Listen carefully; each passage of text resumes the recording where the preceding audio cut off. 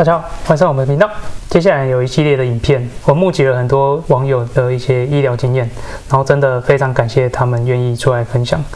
那会有这个系列的起心动念，是因为大家都知道，在台湾的医疗服务方便性真的是首屈一指。那很多台湾人在移居过来荷兰的过程中，有一个特别担心的就是医疗的部分，对，比较不习惯了，比较不习惯啊，然后遇到状况不知道怎么处理，那我相信在听完这些人的经验以后，会心里比较有一个底，然后可能会有点感觉啦，对，遇到状况比较不会那么紧张跟慌张，然后你可以对会发生的事有一个想象，你甚至知道在这个时候你应该注意什么，然后可能要问医生一些什么问题。也不一定，因为我们那些都是个案，他们发生的是因为他们的状况，还有他们的背景，还有他们的病症、伤口，然后有可能他们的地区啊去的医院不一样，所以分享的这些经验都是一些个案，它并不代表整个荷兰的状况，对，然后也不代表你一定会遇到的状况，对，毕竟愿意出来分享，就是他够有记忆点，够特别，不论是好或是坏。所以这些故事存在了一定的存续偏差，所以大家在听这些故事的时候，就是不用太过当做参考，对，就是那个是每个人的个案，那每个人的个人经验，不代表你就是会这样，你就会遇到。然后我这边小小爆雷一下，我必须说这次收到的案例啊、个案的经验，我觉得都非常的值得参考。要么是怎么说？要么是在荷兰很常遇到的一些问题，要么是有一些问题你遇到了，但你不知道该问谁，有羞于启齿，不知道去哪里找到这些资讯。那很感谢这些网友都很热心的分享，对，愿意分享。对，那开始之前可以先请你稍微自我介绍一下。好，我叫嘉柔，然后我是来荷兰念硕士，我是去年9月到的，所以到现在也快9个月了。然后这9个月你就遇到一些医疗上的状况可以分享。就是我刚到的第2个月我就摔断腿了。那具体是怎么样摔断？我那时候就是好，反正那一天晚上我就去朋友家吃火锅，然后大概11点多我就想说好，我要先回家，要不然有点太晚。然后我就骑脚踏车，就这样慢慢骑，要回家的时候，我就看到我前面有一对也是荷兰情侣吗？朋友，他们也在骑脚踏车，然后他们要右转，我也要右转。然后因为地上，因为我发现其实荷兰的地它不会都是很平的，它有时候会有一些小台阶。但我觉得那些荷兰人他们太会骑脚踏车，他们就是直接这样子转过去。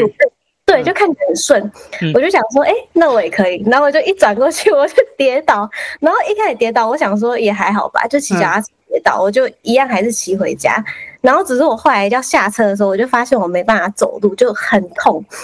然后我就，但是你可以骑脚踏车，你骑得回家？对，我原本想要用牵的，然后但我发现我的脚怎么那么痛，我就用骑的回家。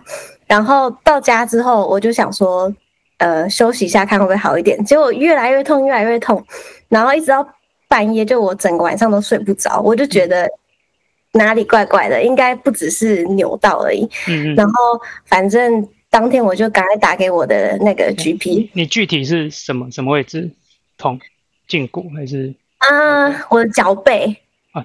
脚背哦 ，OK。对，然后当天后来到半夜的时候就已经看得出来它很肿。然后我后来就打给我的 GP， 然后他就说，因为那天是礼拜5晚上，要我打那个急诊的 GP 这样子。好，所以你是礼拜5晚上打电话去你的 GP， 对，然后有人接，他说请我转急诊的 GP，OK， 然后我就打给他，然后他就说好，那你明天来看，然后我就说好，然后我就想说好吧，那我就看可不可以大概睡一下，然后等到隔天马上去找那个急诊的 GP 这样子。那你在跟他讲电话，当然是用英文嘛？对，用英文。那用英文沟通上，他有没有一直问你很多问题，确定你的状况，然后 OK 你才可以来？我觉得他有问蛮多细节的，然后但是我就有跟他说真的很痛到没办法睡觉等等的，然后他才说好，那你可以去。但沟通上面我觉得都没有问题，因为他们英文都很好。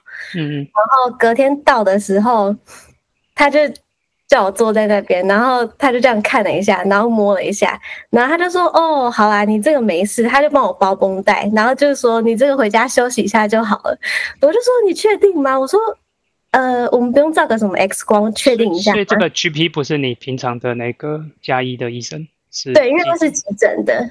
然后那绷带包，我好奇他上什么药，因为他完全没上药。因为台湾你跌打损伤会有上那个很像紫色的东西，然后草药啊包一包。对，而且正常在台湾，如果他看你的脚很肿，他一定会安排说好，我先帮你拍个片子，看你有没有怎么样。可是这边是我连问他大概2-3次，我说他真的不拍 X 光吗？他就说不用这样子，然后反正他就叫我回家。那他是手捏一捏，感觉一下那个骨头吗？还是？对，他就手这样子摸一摸，就说好没事。那为什么捏一捏他以后他要包绷带啊？我说因为看起来还蛮肿的。但没有上药包绷带的目的是？其实我也不知道。让你好请病假。我后来过了那一次之后，我就换了我的 GP 了，我就没有再去那一间了，因为我就觉得有点累。对，然后反正后来我就回家，然后当天也还是很痛，然后我后来就等到隔天也还是都很痛。我就他没有给你止痛药吗？就是没有，因为他们都会说你止痛药就是超市买就好了。对，然后我就一直打给其他大医院，然后一开始他们都不想理我，然后可能有一间我就是一直打到他们觉得烦了，他们就说好，那你过来我帮你拍个 X 光，所以我是过2天后我才去拍 X 光。星期一好像是日或一，我有点忘了。而且一开始我到那个大医院的时候，他们还说什么你这个应该还好吧，就笑笑的。然后结果后来他们看到 X 光，他们就说你好像真的就是骨折了。他说而且你的骨头还有3个地方裂掉，就不是只有裂一个地方。然后他们就说那我就说那我要怎么办？他们说我现在马上帮你打石膏，这样他们就马上请医生来，然后就马上打石膏，然后给我拐杖这样子。那你例如说你打电话到医院，就是约好时间嘛，然后你就到，那你到就是马上轮到你就看，还是一样要等挂号啊，还等排队什么的？对，我觉得其实荷兰医疗这个部分不错，因为在台湾通常是比如说你挂号到那边，你可能还是要等，有时候会等。如果是大医院可能还要等1-2个小时，可是荷兰这边因为他们有那个 GP 跟大医院的系统，就是你小病给 GP， 然后大病才去医院，所以通常他们跟你说你几点看，你就几点到，就通常都很准时。所以我也没有什么等，顶多等个10分钟吧。在你的 case 你是没有透过 GP 转诊的吗？你直接就去大医院？对，因为那时候那个 GP 就没有觉得我有很紧急。那你也没有去你自己原来的 GP 看？因为那时候已经来不及了，就是没有等到那个时候，因为我经过一个家嘛，然后我就直接打给大医院。对，反正他们后来就帮我上石膏什么的，这样。对，我后来有一个心得，就是你在荷兰生病，你就要装得很严重，因为我在想，可能我那天去那个急诊 GP， 他就看我笑笑的，还可以跟他讲话，他就觉得我不痛没怎样。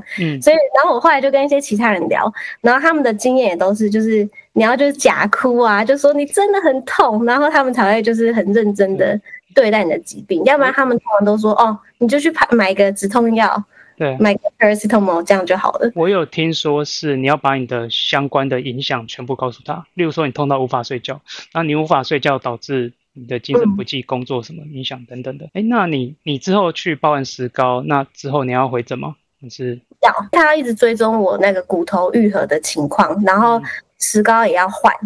所以回诊了大概3次吧。中间那一次就是再换另外一个新的石膏，然后最后一次就是他帮我换成一个比较小的石膏，然后它是石膏跟鞋子是连在一起的，所以等于那的鞋子这样。对，那你之前这过程中你是用拐杖吗？对，因为那个医院他就会给你拐杖，就会租给你这样。租给你。那你在大医院的沟通上都是没有问题的？都没有问题，因为他们都英文都很好。对，我的问题是因为医疗上有一些单字，你一时要用，你很难。对，我就会看诊之前我会先查好我要问他的事，或有一些医疗的单字，对我会先查好，然后再问他这样。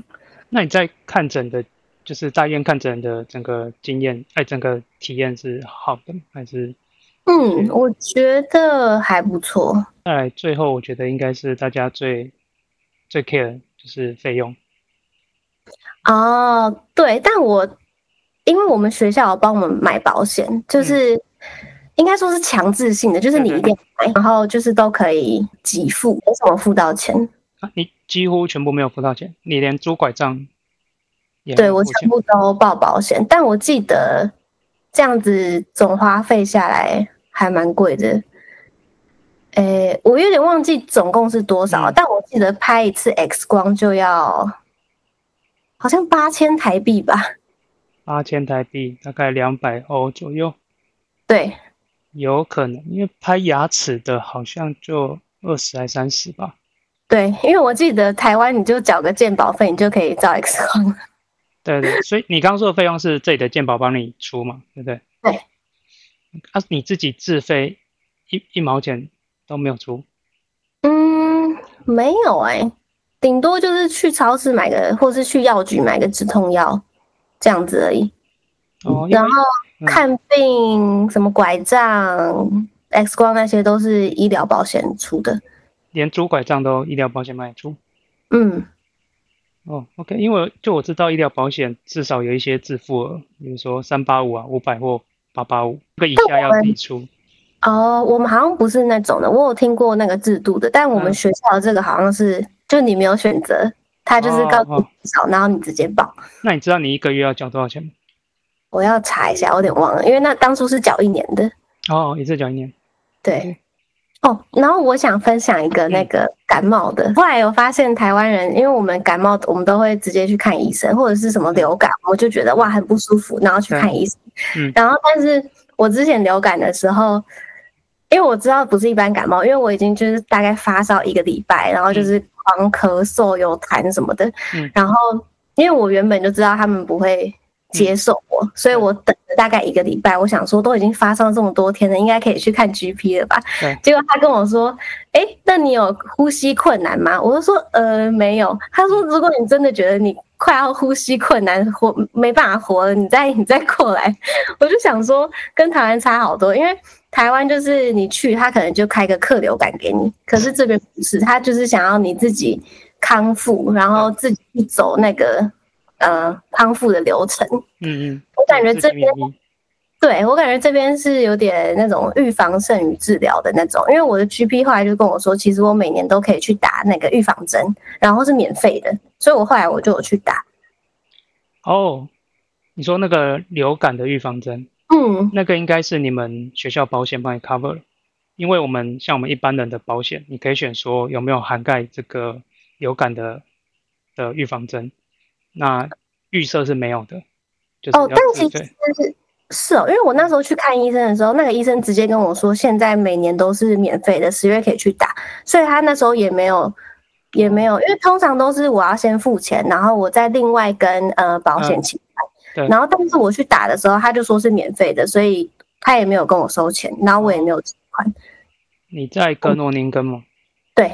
OK， 不知道是不是跟市政府有关系？如果之后还有台湾人要过来，在医疗这个方面，你会给他什么建议吗？反正基本就是自己的常备药都先带齐，因为像我自己是有带。然后如果真的是遇到什么大病，就真的就要装可怜，然后装得很痛，然后他们才会接受你，然后帮你开药什么的。对，我觉得大概差不多是这样。但如果你有一些常备药你真的吃完了，其实我觉得 GP 也是很好约，比如说像我刚刚拿什么过敏药啊，或者什么一些其他的药，他也都就是二话不说都直接开。处方药吗？对，处方药。那你的处方药要自费吗？对，我处方药我是自费，但也没有很贵。那你当时来的时候注册有遇到困难，就是找不到 GP 的这种状况？还好，因为我觉得他们网站都做得蛮好的，就是你网站搜一下，然后上网注册一下就可以。所以没有遇到额满的状况？会有这种情况有，你们那边可能我们这边人口成长太快了，所以可能会额满，然后没有 GP 的情况。好，那今天就谢谢你的时间。不会，谢谢。好，谢谢，拜拜。拜拜。